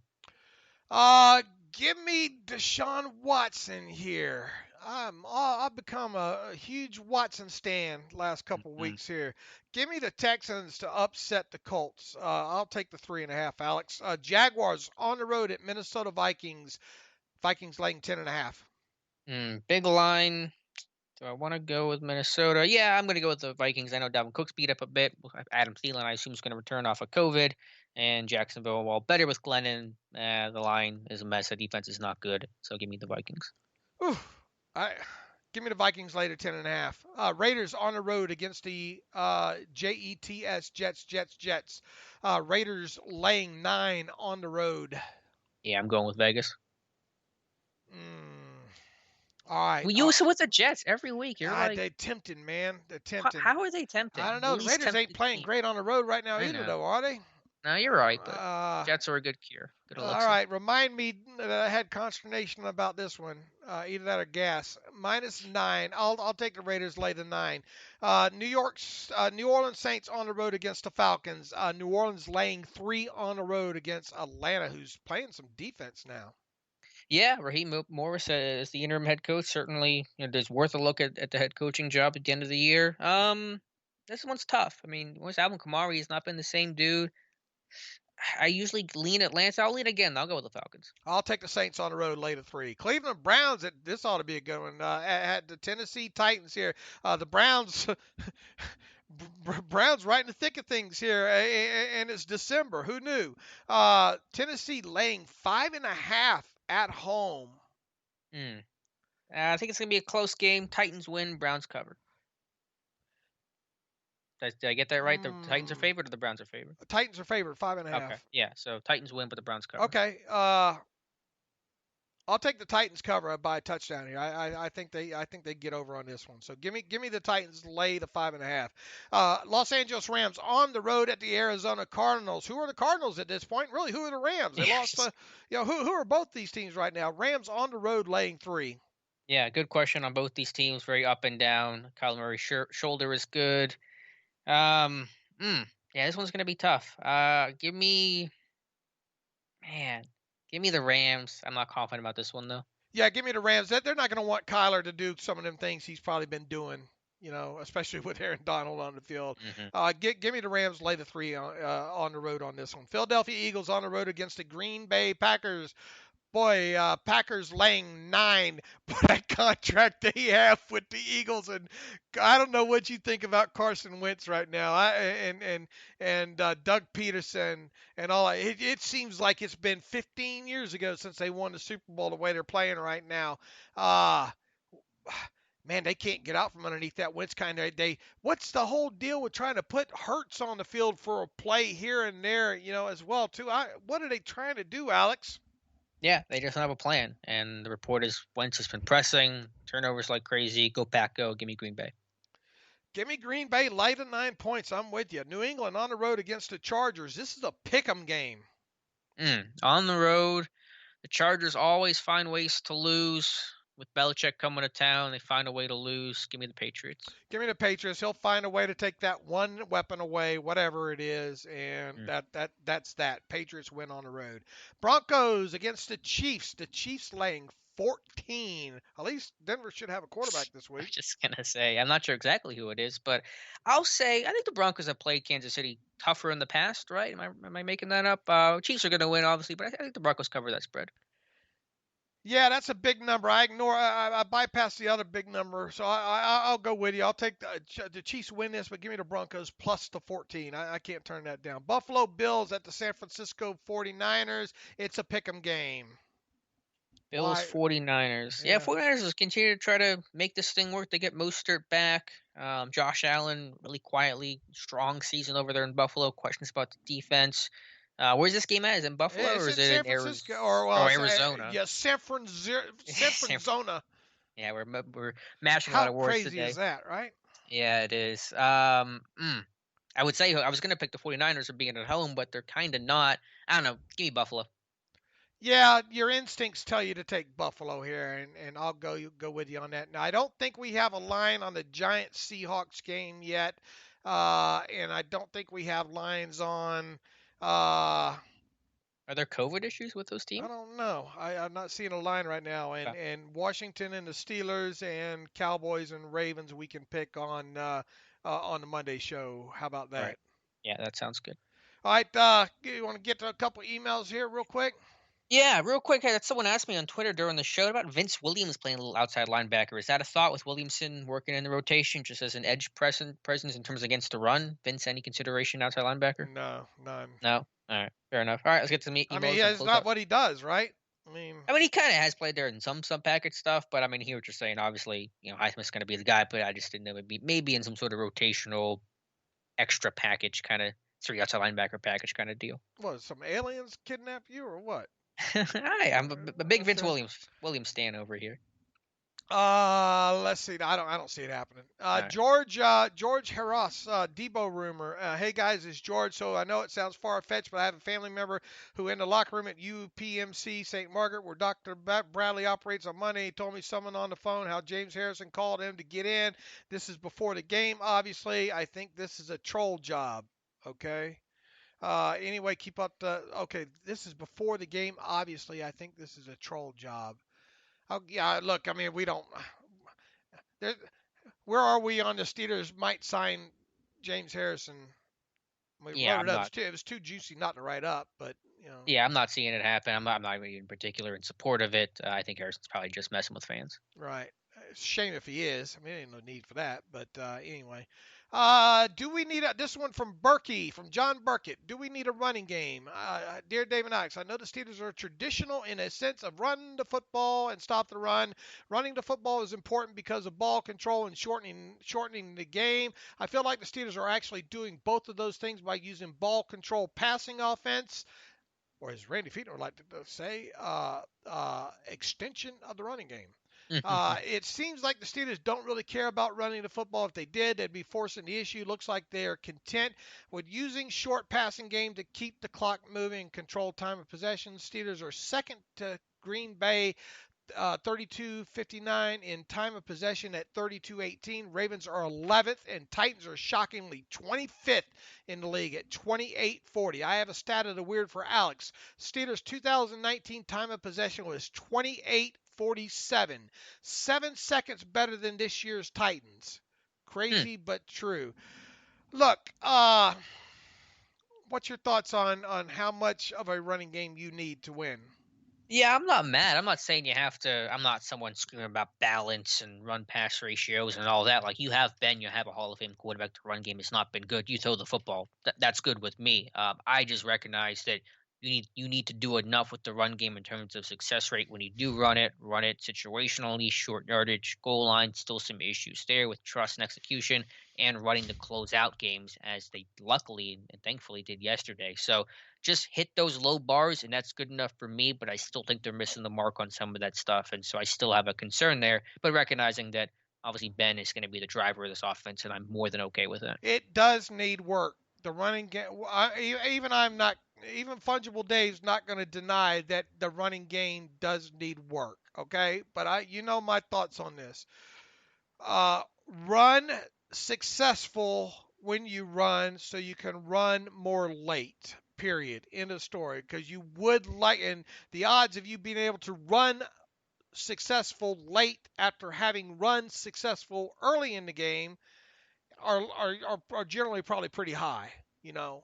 Mm-hmm. So yeah, they've got to start running more successful early in the game. Not necessarily more, and I know you're going to get to a point, maybe there's going to be a couple of cold games or whatever, yada yada, where you're probably you're not going to be able to throw the ball around the yard 51 times like that. I was a little bit shocked to see it get thrown that much against the Ravens, but you got to do what you got to do. They need to run the ball better. Period. Yeah, because if you necessarily don't, more, there will be a time where it catches up to you sooner or later. What'd you think about that stats of the weird he got you? Steelers' 2019 time of possession was 28-47. 7 seconds better than this year's Titans. I like it. Keep sending them in. I love the stats of the weird. Of course, Derrick Henry ripping off 60s triple explosive plays. That's another thing why you got to pass too. I mean, today it's all about it used to be all about the long ball in baseball, right? It's all about the explosive plays, man. You got to get chunked somehow, some way. The Steelers even been kind of unorthodox in that, getting a lot of yak this year, right? Not yesterday, but up until yesterday, I think so. Right, I agree. Jim Bendis writes in, I know that Washington has a great pass rush. Was curious if you caught any glimpses of number 99 for them, Matt Ioannidis. He knew I was going to have problems with that. He is a local guy, so I watched him in the league, and he seems to be underutilized in their system. He went on IR earlier in the year and is making $7 million in 2021. If he's cut next year, he's not a starter. Could it be a candidate for D-line depth? The only problem is what would he be willing to take? You got all these people that people wanting re-signed. How you gonna pay a guy like him? Obviously you could probably fit him. It'd be easier to fit him in on a $2.5 or $3 million deal. But they usually want to try to whatever they can addressing their own first. I would think would be priority again. Not that I'm expecting many of their own to come back, but I think it's pretty much their own and maybe a couple minimum guys on the outside, Alex. Yeah, that's where I'm at. I like Ioannidis. Temple tough for number 9 in college. One of those Matt Rule single-digit tough dudes. Would he want to come here as a rotational guy? Maybe you could get a bit more than that somewhere else. I would like to think so because he has played well. I know the injury is going to impact that market value, so I don't hate the idea, and I like the fit. I like the player, but financially and the role, not quite as sold on. Where are you on Wormley right now? I think he's been all right. I would be okay with bringing him back cheap. Yeah, I mean, he's been hurt and rotated in, but I mean, if he can come back for a 2-year deal for like I don't know, $3 million, something like that. Push that money to next year. Like, I'd be okay with that. Yeah, he's got a lot. He's got 5 games. He's got to be strong down the stretch here. He had a nice game against Baltimore, though, I thought. Yeah, me too. Deshaun Campbell writes in, want to come in here with a hot take. Ben and this offense have to come up with a better way to move the ball downfield. How far can his dink and dunk offense really carry them? To me, these games are looking so bad because of how we are moving the ball. Is Claypool the only guy going deep routes? We've seen Juju in the past get 20 plus deep. What happened? James Washington not getting deep balls. Johnson, the short route guy, understandably. Also, McFarland needs more than 3 carries to show he's a capable back. If Benny Snell is get better, if Benny Snell is a get better as he go type of back, why not give him Bell type touches? Ooh, Yeah, a lot going on there. I'm okay with a dink and dunk approach. I mean, I don't think, obviously you want to hit the deep ball, and they have, not as often frequently as you want, but I think that's been successful, and it's been hard to stop, and there are a lot of weapons. So I'm not really mad about that. Again, I want to see the run game do better, situationally and stuff like that, but I'm not as, I guess, upset about it as you may be. If he completes that one to Claypool right out off the top, all right, of the game, that's a little, that's one in the feather there. Obviously got the PI call. Let's not ignore the 38 yards you got there on that one. Had another deep one to who was it? Ebron over on the left side, right? Correct? Yeah, the 27-yarder. Yep. Right. And am I missing one? I think that's it. As far as deep passing. Look, you need chunk plays, plain and simple. And yeah, and I think I hit on it a little bit early in the show. Right now, it pretty much is Claypool go deep. Time to get Juju down the field maybe once or twice, or maybe take another shot for. Look, early in the season, they hit Washington a couple times, didn't they? Yeah, some of the double moves. I mean, but they have guys that can run long. So you can throw short and run long, whether that's Juju with the yak or Claypool or Deontay. So they have guys that can create big plays with the short pass game. So that's why I'm a little less concerned about it. All right. Let's see if we got one more here. Robbie Dugan. Rob in Dublin, Ireland. I thought the Ravens D was outstanding yesterday, particularly the secondary, which was their starters, possibly the best secondary in football, ? Anyway, I accept the drops report and Ben's passing was a little off at times, but do we need to take this in isolation? This is a quality defense that knows the Steelers. Take the win and move on. We always want to look at moments to explain how the season will end up, but situationally, the Steelers are getting it done. 11-0 in trap games. Thanks, guys. Rob. Look, that's the long and short of it, right? 11-0. I mean, we're here to analyze it and spend an hour and 45 minutes on it and all like that, and suggest how they can get better, and that's part of analyzing and all like that. But they're finding a way to win. Yeah, I mean, you just wish the game again. It should have. It'd been nice to put it on them pretty much yesterday and get some of those guys out of the game. Right, and then you just worry about the Dupree injury. Now you've lost 2 of your 4 starting linebackers this year, Devin Bush and Dupree, and his body blows add up over time. But yeah, to the central point, this was obviously a game where you had a lot of unforced errors, a lot of drops, a lot of Steelers beating Steelers, stuff that you expect to get cleaned up and won't be recurring themes to this extent, hopefully not in future weeks. So, again, they were ugly issues, but they were very fixable issues. And so that is a silver lining to the ugliness that was yesterday. Let's see here. Sean Crothers. I noticed Mike Tomlin and Randy Fichtner were wearing their Steelers logo face masks upside down. Was this a subtle protest to the NFL's handling of the delays to the game? I don't know, Sean. I did not notice that. Thanks for the best coverage in the land.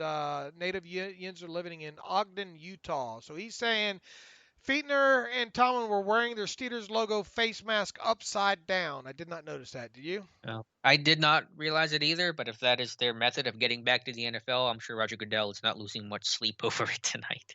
He made his money. Yeah, absolutely. Why isn't TJ forcing more fumbles from Cole Sacks real quick? Does he have one at all this year? I don't think he does, Alex. No, he didn't. At least as of a week ago. He said he's not for trying. He nearly punched one out on Tannehill a couple weeks ago.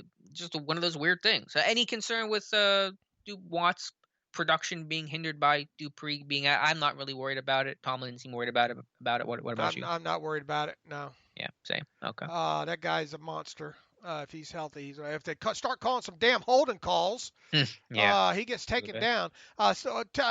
Cole wants to know what's the difference between a quarterback pressure and a quarterback hurry.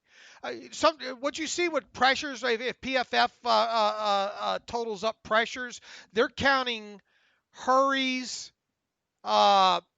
sacks, and hits in that. That's their total. Okay. That's what I think their total pressure amounts are. Okay, with them, I think they total sacks, hits, and hurries. I think all as total quarterback pressures, if I'm not mistaken. Okay. I actually did not know that, so thank you for letting me know. I believe that's right. I'll have to look that back Sounds up. right. Because I always wondered, because their numbers are always higher than my pressure stat, which is just literally pressures, and I always wondered that. Well, Right. my pressure stat is sacks though too. So Right.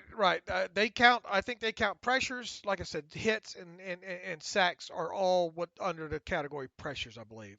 okay. Ryan Roberts, this is the last email. We are 11-0, which is fantastic, but 2 of those wins in particular have come at a big price. Week 5, we beat Cleveland, but lost Bush for the year. In Week 11, we beat Baltimore, but lost Bud for the year. Actually, that's Week 12, Ryan. Would we be better off if we were 9-2, but had a healthy Bush and Bud, likely heading into the playoffs? Winning is always the goal, but if we could trade those wins for the health of those 2 studs heading into the playoffs, might be a trade I would sign up for. You can I don't know what's the term for that, rearview mirror it or what if it to death, man. Things happen, man. Yeah, I mean it's interesting question. It's a compelling case in this hypothetical. I would say that if they can get the first round bye still, then it was worth losing. It was more worth losing those guys, obviously. But if they don't end up with the first round bye and you still got to play these games and you don't have Dupree and Bush, and you kind of sit there and say, I would have taken a couple of losses to have those guys. Follow up on the chances of seeing Bud in a Steelers uniform next year. Actually, better being since he's out for the rest of the season. He played all year. He almost certainly signs a big contract had he played all year. But now I could see us perhaps having another year with him. Just trying to see a glass half full angle to losing such a great player. It's still hard, man, Ryan. I understand everybody asking the question and wanting them back and just hating kind of maybe the finality that maybe this thing is right now. Man, they got so much here's the thing: we're dealing with a number that normally this time of year we're able to at least have a target to shoot at, right? When we're talking about the league-wide salary cap number, I asked Joel Corey today. I couldn't stand it. I had to bother him. I said, "What's your best guess right now of maybe? Just throw something out there. Let me know what you think. What the salary cap might be in 2021." He told me 175 million until he hears different. Yeah, I mean haven't been fans. It's not going to change. The Super Bowl is not going to bring a lot of revenue in like it normally does.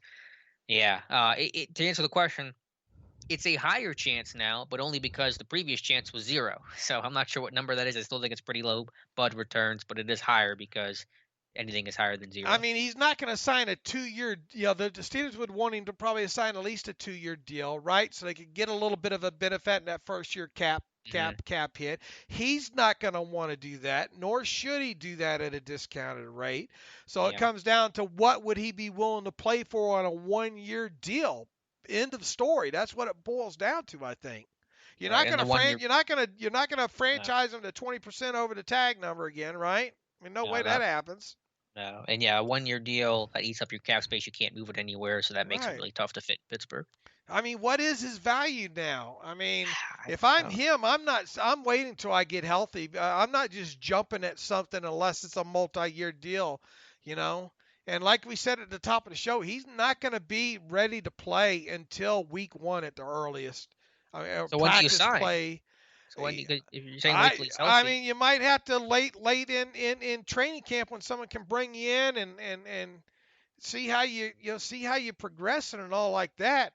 I But how mean, much money are they giving you at that point? They're all tapped out. They've I talked don't. about No, there's some teams that always have cap money. yeah, but You know. I don't know. I would like to think it's earlier than that. I don't know though. I mean, it was 20 million pre-injury. I don't know how to evaluate it after. Some team may say, listen, if he's got to take 3-4 weeks, if that's the price we got to pay for had to have him for the next 4 or 5 years, pass rushing, doing a great job, we're still going to pay 17 million per year. That's possible, but it may be where that market's light and the cap situation may create the 1 year proof of deal. I think it could really go either way. I mean, if we're dealing with a $175 million cap number, man, no way. No way. If you want to, or if you can convince me whatsoever that at least you get a flat cap out of this of 108, 98, 92 point million, we could play with the numbers a little bit more and cut some people or whatnot. But, man, not 175 million, no way, In reference to him coming back to Pittsburgh. Yeah, yeah. Yeah. Yeah, I hear you. I, All I right, agree. I'm going to ask you this. I'm not going to hold it to you unless you're wrong. Uh, will Bud sign a contract with any team before the end of May? Yes. Okay. What about Okay. you? I say no. Say no. Okay. I say no. You say yes. You say yes. You know who sings that? I say no. You don't I even know don't. that, do you? The He's Beatles. too much Partridge Family over there. Nah. All right, we got them all in here, and somehow we got a Thursday 2-hour podcast, I think, or hour 45, right? Yeah, somewhere around there. All right, we'll be back when? What day is it? On Monday, and we will hopefully talk with Michael Phillips to cover and preview the Washington game, which again is Monday at 5 p.m. Eastern time. So For now. short week for now. Fingers crossed, but that's COVID where we're at. pending. Yeah. All right, in All the day. meantime, you can follow me on Twitter at Steelers Depot. Follow Alex on Twitter at Alex_Kozora. Follow the show at Terrible Podcast. Email the show, theterriblepodcast@gmail.com. If you like what we do and you want to donate to the cause, please go to SteelersDepot.com and hit the donate button up right in the navigational bar and donate that way. Also, if you want an ad-free version of the site, please go to SteelersDepot.com and hit the ad-free button up right in the navigational bar. Once again, this was recorded late Thursday night. In fact, it's 10:30 Eastern time right now, 7:30 in Vegas. I'm going to get this up tonight as soon as possible for those of you that want to listen to it now. And hope you enjoyed it. And Alex and I will be back on Monday. And as always, thanks for listening to the Terrible Podcast with Dave and Alex.